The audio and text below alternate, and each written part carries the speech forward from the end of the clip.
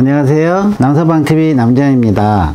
제가 오늘은 막 식욕이 땡길 때가 있잖아요. 배가 고프고 뭐 먹고 싶고 할 때 요 식욕을 억제하는 방법에 대해서 몇 가지 한번 얘기를 드려볼게요. 저도 막 먹고 싶을 때 있어요. 그러면은 껌을 좀 씹어요. 이 껌이라는 게 이렇게 턱관절을 막 운동을 하잖아요. 그러면은 뭐를 먹고 있구나 이런 그 느낌을 갖게 해서 뇌에서는 이제 포만 중추가 좀 작동할 수가 있어요. 그래서 껌 같은 걸 씹으면서 이렇게 자꾸 턱관절 운동을 하면은 조금 식욕을 억제시킬 수 있어요. 뭐 이빨이 좋은 사람은 뭐 오징어를 먹거나 뭐 문어 말린 거, 황태포 이런 거 먹어도 좋죠. 근데 그거는 뭐 너무 턱관절을 또 심하게 상하게 할 수도 있고 무리할 수도 있으니까 하여튼 이렇게 턱관절 움직이는 거 아주 좋습니다.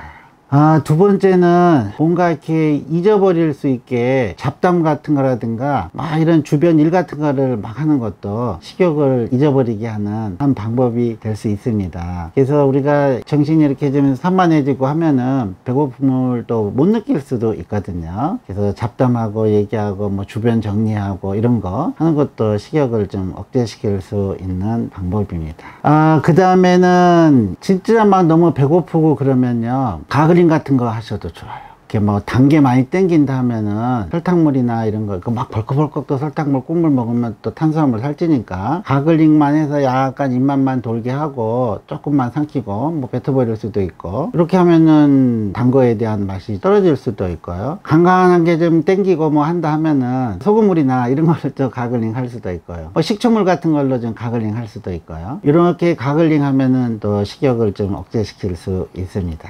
그 다음에는 행복 호르몬을 우리가 나오게 해야 돼요. 이 행복 호르몬이라는 게 세로토닌이나 도파민 이런 건데요, 이런 행복 호르몬이 나오면은요 행복감이 느껴지면서 포만감을 느낄 수가 있어요.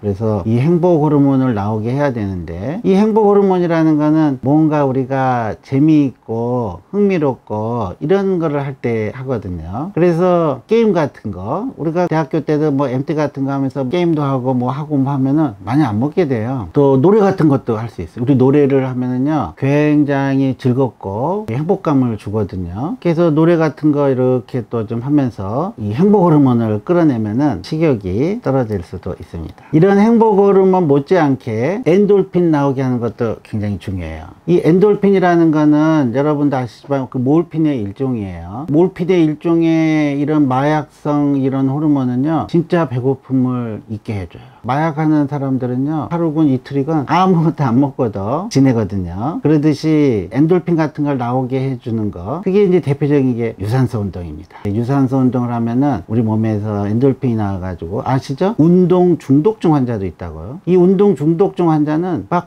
3시간이고 4시간이고 운동을 해요. 왜냐하면 그 행복한 느낌을 갖기 때문에 거기에 막 헤어나오질 못하는 수도 있어요.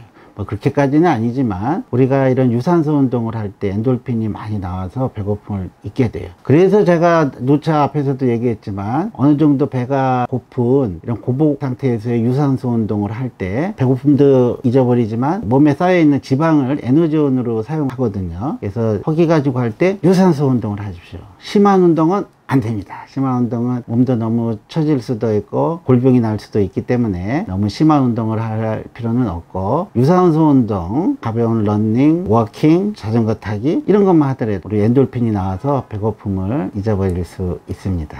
그 다음에는 깡통 칼로리 부피가 큰 음식을 좀 먹으셔도 돼요. 왜냐하면은 배고픔을 잊는 또 하나의 방법은 위 확장이 되면 되거든요. 부피가 큰 음식들 막 배고플 때 먹으면은 공복감이나 허기짐을 잊어버릴 수 있어요. 오이라든가 토마토라든가 가지, 묵사발 저 참 좋아해요. 김치랑 뭐 해가지고 참기름 좀 졸여가지고, 그 묵사발 칼로리는 거의 없거든요. 뭐 곤약이라든가 이런 것들도 나와 있고요. 제가 한동안 한창 했었던 거, 김치를 상추쌈 해가지고 먹어요. 이런 거 뭐 칼로리가 거의 없는데 포만감은 주거든요. 그러면 역시 공복감을 잊어버릴 수가 있기 때문에 이런 깡통 칼로리 부피가 큰 음식을 먹어라. 그 다음에는 이 공복 상태에서 기운도 없고 막 할 때요, 술이 조금 들어가면은 기운이 나요. 기운이 나면서 공복감을 잊을 수가 있거든요. 그래서 진짜 술꾼들은요, 공복에 술을 먹습니다. 근데 공복에 그렇게 독한 술을 먹을 수는 없고요, 한 10도 12도 정도 되는 맥주나 맥주에 소주 조금 탄 거나 뭐 와인이나 공복에 술 한두 잔 이렇게 먹으면요, 공복감이 많이 사라져요. 대신에 기운은 나요. 그래서 술 많이 먹으라는 얘기는 아니고, 너무 허기 가지고 이럴 때 공복에 한두 잔 먹는 거 식욕 억제하는 데 도움이 된다고